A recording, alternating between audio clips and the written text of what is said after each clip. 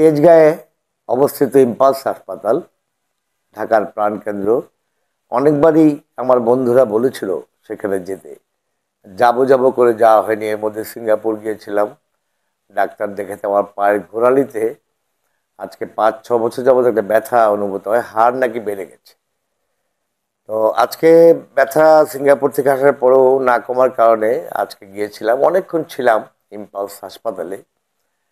আমি অভিভূত হয়ে গেলাম তাদের থেরাপি সেন্টারে। তারা আমাকে থেরাপি করালো। তারা অত্যন্ত যত্নের সঙ্গে, ডাক্তার মামুন অসাধারণ একজন থেরাপিস্ট। তার আন্তরিকতায়, তার যত্নে আমি মুগ্ধ হলাম এবং আমার মনে হলো আমি কেন সিঙ্গাপুর গিয়েছিলাম, আগে কেন এখানে আমরা। তারা গ্যারান্টি দিল যে 7 দিনের মধ্যেই সম্পূর্ণ ব্যথা চলে যাবে। আজকে একদিনেই আমি হাঁটতে তেমন কোনো ব্যথা অনুভব করছি না। অসাধারণ। পরে ইচ্ছা করে পুরো হাসপাতালটা ঘুরে দেখলাম।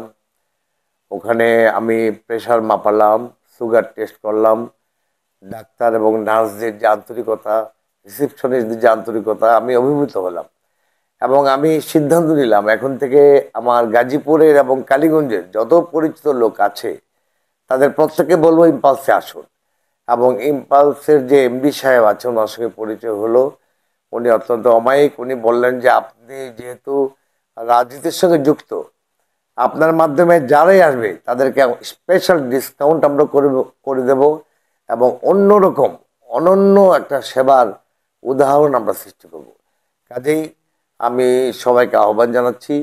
আমি নিজে হয়তো আরও 7 দিনের জন্য আমাকে ভর্তি হতে হবে। আপনারা সবাই আসবেন, দেখে যান। আমি সিঙ্গাপুর, থাইল্যান্ড ওখানে অনেকবার চিকিৎসা করিয়েছি। এরকম অসাধারণ সুন্দর স্থাপত্য শিল্প এবং প্রতিটি স্তরে তাদের যে আন্তরিকতার ছোঁয়া, তা যে কোনো রোগীকে আমার মনে হয় মুগ্ধ করবে। যেহেতু আমি সারা বাংলাদেশে, সারা পৃথিবীর অনেক হাসপাতালে ঘোরা লোক, আমারই যখন ভালো লেগেছে আশা করি আপনাদের সবার ভালো লাগবে। এখানে প্রায় 70 জনেরও অধিক ডাক্তার কর্তব্যরত রয়েছেন। এমন কোনো সাবজেক্ট নেই। অত্যন্ত জ্ঞানী গুণী অভিজ্ঞ ডাক্তার দ্বারা পরিচালিত হচ্ছে। বিশেষ করে তাদের যে বিনয়, এই বিনয়টা আমাকে মুগ্ধ করেছে।